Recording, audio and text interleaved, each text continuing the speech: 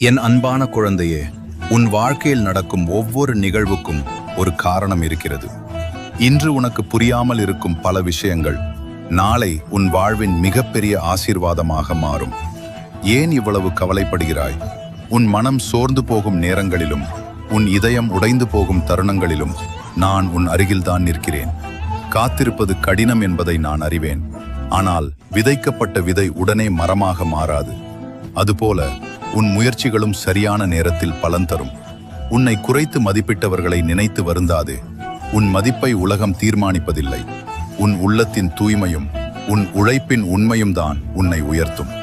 இன்று நீ சுமக்கும் பாரம் அதிகமாக இருந்தாலும் அதை சுமக்க வேண்டிய சக்தியையும் நான் உனக்குள் வைத்திருக்கிறேன். நம்பிக்கையுடன் முன்னேறு. நான் திறக்க நினைக்கும் கதவை யாராலும் மூட முடியாது.